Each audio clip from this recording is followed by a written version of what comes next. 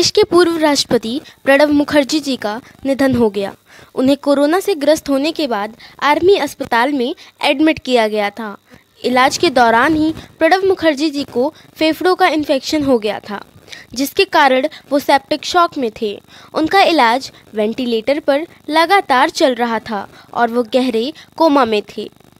लेकिन शाम होते होते उनकी हालत बिगड़ती गई और उन्होंने 84 साल की उम्र में अंतिम सांस ली। प्रणब मुखर्जी देश के 13वें राष्ट्रपति थे। 15 जून 2012 को प्रणब जी ने भारत के राष्ट्रपति के रूप में शपथ ग्रहण की। वे बेहद प्रभावी राजनीतिज्ञ रहे। उन्होंने कांग्रेस पार्टी समेत देश की समस्याओं को सुलझाने में अपना बड़ा योगदान दिया था। प्रणब मुखर्जी कांग्रेस के संकट मोचक कहलाते थे। आइए उनके जीवन से जुड़े कुछ खास बातें जानते हैं। 11 दिसंबर 1935 को जन्मे प्रणब दा प्रोफेसर भी रहे थे। उन्होंने 1963 में पश्चिम बंगाल के विद्यानगर कॉलेज में पॉलिटिकल साइंस छात्रों को पढ़ाया था। इतना ही नहीं, उन्होंने स्थानीय बंगाली समाचार पत्र देशर डाक में बतौर पत्रकार भी काम किया था। शायद कम लोग ही जानते हैं कि राजनीति में उनको इंदिरा गांधी जी लेकर आई थीं और उन्होंने ही राज्यसभा का सदस्य बनने में प्रणब जी का मार्गदर्शन किया था।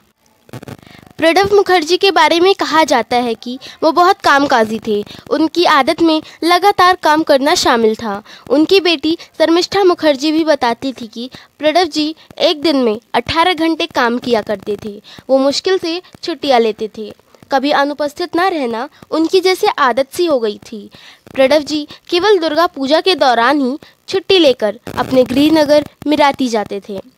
उनके बारे में यह भी कहा जाता है कि वो एकमात्र ऐसे मंत्री थे जिन्होंने अपनी बहुमुखी प्रतिभा के बल पर 4 बड़े मंत्रालय यानी रक्षा, वाणिज्य, विदेश और वित्त मंत्रालय को संभाला था।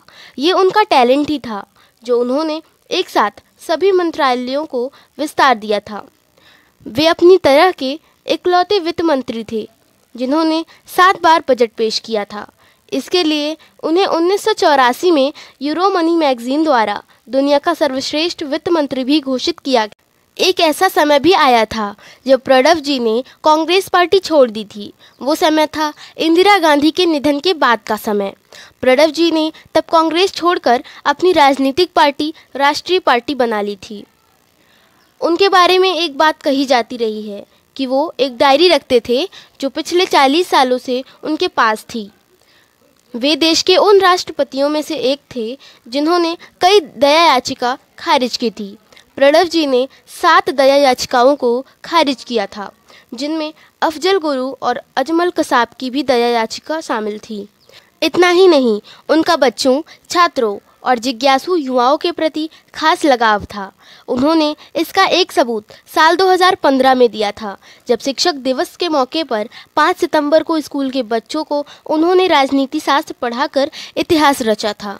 इतना ही नहीं, प्रणब मुखर्जी जी को 2019 में भारत सरकार ने भारत रत्न द्वारा सम्मानित किया था। भगवान उनकी दिवंगत आत्मा को शांति प्रदान करे। इसी के साथ धन्यवाद।